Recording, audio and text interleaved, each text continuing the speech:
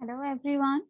As you know that we are discussing the question paper for RBI Grade B Phase 2 officers examination. So accordingly, we have this few set of questions that will definitely be relevant for our examination. So here we are with discussing few questions starting from 23. The previous questions are already there in other videos, so you can refer to them for any queries. Moving to question number 23. As you can see my screen, with reference to the developing world, which of the following statements is or are not correct? So we have to mark the one which is false.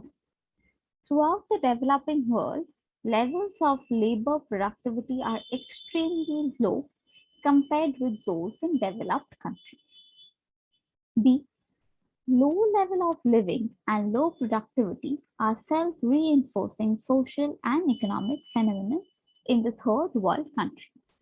And number C, which is Madai's a well-known theory of circular and cumulative causation applies to developed economies. And we have a series of combination that is only A, B, and C, only C, A and B, and only B. Now let me discuss this. So actually, Madai's a well-known theory of circular and cumulative caution actually applies to it. Throughout the developing world, levels of labor productivity are extremely low as compared with those in developed countries. So accordingly, low level of living with low productivity and self-reinforcing social and economic phenomenon in the third world countries and as such are the principal manifestation of these contributions to the development. So Maida's well-known theory of circular and cumulative causation in underdeveloped countries is based on the interaction between the low living levels and low productivity. So a clear interaction and a relation has been explained to it. So the question follows accordingly.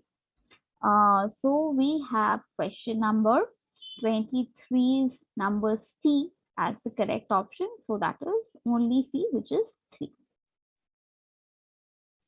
Next, moving on to question number 24. Maida's economist, 24 is development economists use which concept to represent a specific minimum level of income needed to satisfy the basic physical needs. Number 1, equilibrium growth. Number 2, sustainable development. Number 3, absolute poverty. Number 4, purchasing parity. And number 5, none of these. So we have 5 options, which is equilibrium growth, sustainable development, absolute poverty, purchasing power parity. So if we come to the answer, I think according to me, it will be absolute poverty, which is number 3. I'll give you the reason why do I think so. Why absolute poverty, according to me, will be the correct option. Development economists use the concept of absolute poverty to represent a specific minimum level of income that is needed to satisfy the basic physical needs like food, clothing, and shelter in order to ensure continued survival. So this is why absolute poverty shall be the correct answer to this question. So I will be marking option number 3 as the correct answer.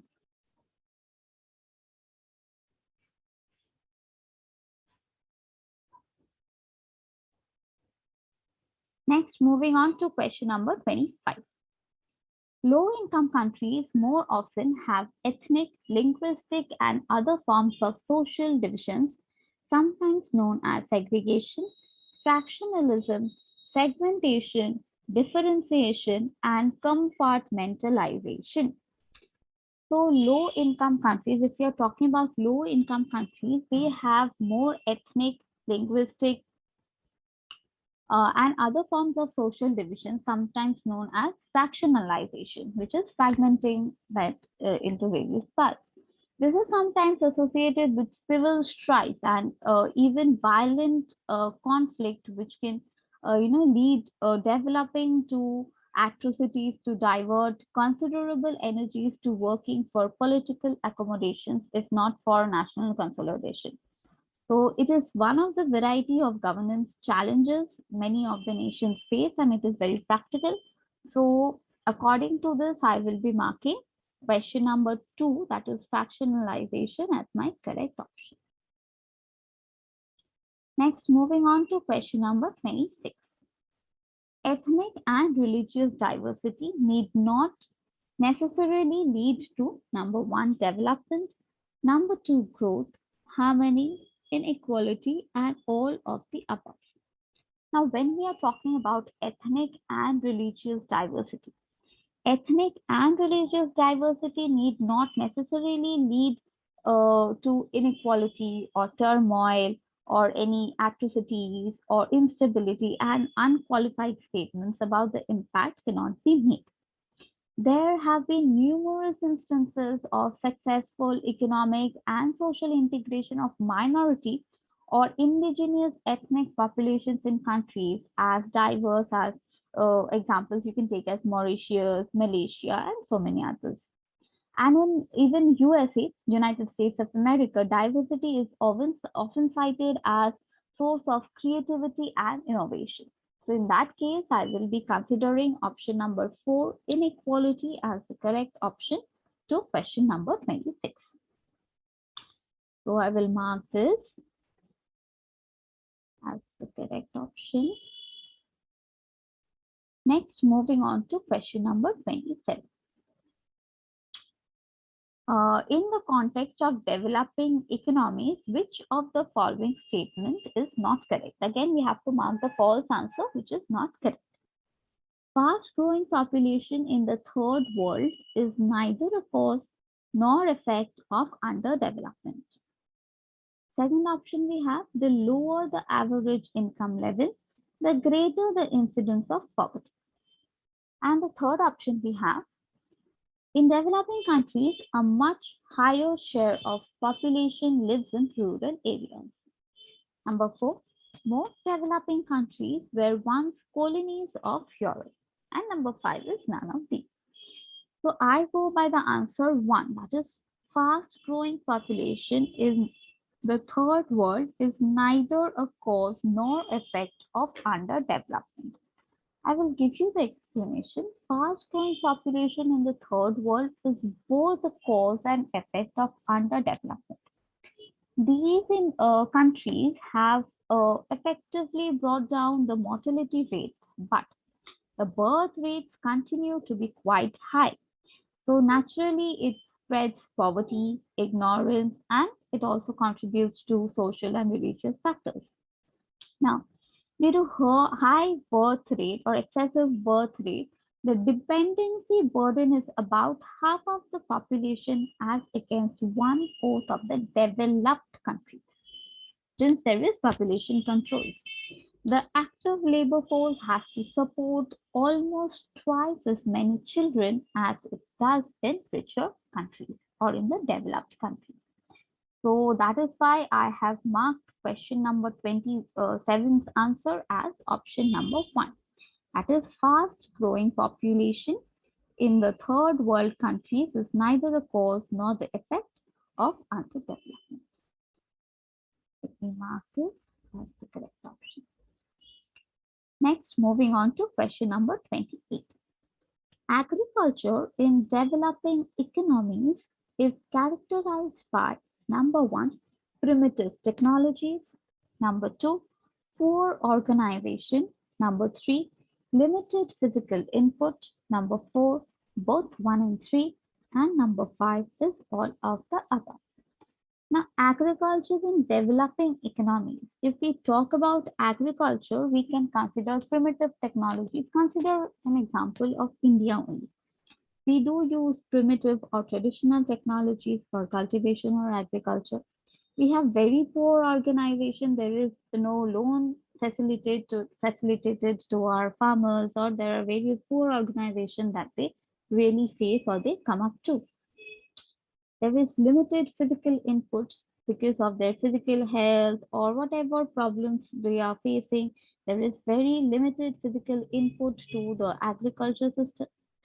Option 4 is both 1 and 3, and 5 is all of the above. So I will choose the answer as 5 as all of the above, because agriculture in developing economies is often characterized by they do have primitive technologies. There is poor organization and limited physical and human capital yield.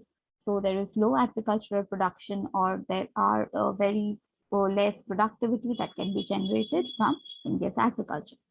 So accordingly, I will be marking answer number 28th option to be answered, the option number as 5. That is all of the above. Next, moving on to question number 29.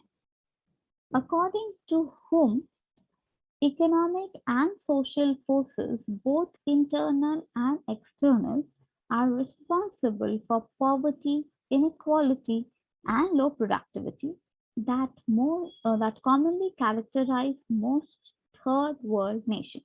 Krugman, Stiglitz, Todaro, Keynes, or Smith. So we have 5 options here, and accordingly, the correct answer to this is Todaro. That is Michael Todaro. Let me explain you. According to Michael Todaro, the phenomenon of underdevelopment, that is, as we are characterizing underdevelopment to be one of the crucial factors or a very important deficiency, or it's a concerning issue. It is viewed as national and viewed in national and international context. Okay? So, economists or social forces, both internal and external, are responsible for these poverty issues, inequality, low productivity, and definitely this characterizes the problems related to third world countries or the developing nations that we popularly know. So, this has been called this term, or this concept has been given by Todaro. So we will be marking Todaro, that is option number 3, as the correct answer. Next, moving on to the next question, that is question number 30. In the Indian context, translating economic success into human development advances will require public policies aimed at splitting and broadening. And we have 5 options: distribution of benefits from growth and global integration, increased public investment in rural areas and services, political leadership to end poor governance. And option 4 is both 1 and 2, and 5 is all of the above. So this question shall be all of the above, that is 1, 2, and 3 all are correct. Why? Because translating economic success into human development advances will require public policies which will be aimed explicitly at broadening the distribution of benefits from global to growth and global integration altogether, increased public investment in rural areas and services, and above all, political leadership is required to end poor governance and address the underlying cause of gender inequality. So to eliminate gender inequality, public or political leadership will be definitely required. So accordingly, my answer to this question will be option number 5. That is all of the above. Moving on to the next question, that is question number 31. A variety of measures of national income and output are used in economies to estimate total economic activity in a country or region. All are especially concerned with counting the total amount of goods and services produced within some period, boundary, sector, both 1 and 3, and all of the above. It should be within a particular boundary, that is within national or international borders, not international, but it will be within national borders or boundary. Now, a variety of measures for national income and output are used in economic studies to include, or we are talking about, when we are talking about a particular region, or we are talking about the estimate of how much is the production or the activity of a country or a region, it includes, or we talk about GDP, that is the gross domestic product, or in fact we even talk of GNP, that is the gross national product, or NNI, that is the net national income. In all the cases, we are talking something related to the boundary, within the boundary, and adjusted national. All are especially concerned with the country's total amount of goods and services produced within the same boundary, that is within the country. The boundary is usually defined by geography or by the citizenship, and may also restrict the goods and services that are counted. So particularly it relates to a country, and that is why we call it a boundary, that is geographic boundary. So for that, then we mark option number 2 as the correct answer, which is boundary.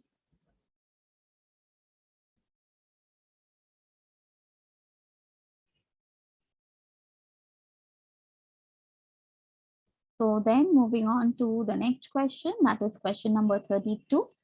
Which agency, body, or organization has divided Indian economy into three basic sectors for the purpose of evaluation of various data? Firstly, Planning Commission of India. Number 2, Union Ministry of Finance. Number 3, World Bank. And number 4, Central Statistical Organization. And number 5 is Reserve Bank of India.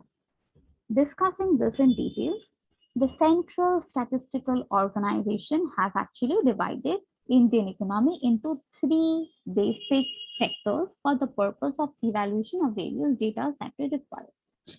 The three sectors that they have decided or divided into are, firstly, the primary sector, that comprises the agriculture, forestry, fishing, mining, and quarry, that is related to the primary occupation. Secondary sector, which comprises of manufacturing, power generation, gas, and water supply, which is related from the extraction or from the development, from the production of the primary sector. Next, talking of the tertiary sector. Tertiary sector comprising of transport, communication and trade, banking, insurance, or software, public administration, defense, internal trade, external trade, whatever which is related to service. So there are three services, or accordingly they have divided into three sectors, that is the primary, secondary, and the tertiary. So most of us have already been through in our primary or basic classes. So the correct answer to this is, it has been established or evaluated by Central Statistical Organization, which is option number 4. So I have given you the solution or discussed the answers up till question number 32 in this video. So I hope everything is clear and well understood. So 32 has been discussed till now. In the next videos, I will be coming up with the questions starting from 33. So I hope everything has been well understood. So I will conclude my video here for today. Please keep following so that there are no issues or no doubts regarding to the questions that we have discussed. And in the next video, we can discuss the rest of the questions. So concluding my video here. Thank you everyone for patiently listening to me out. Thank you.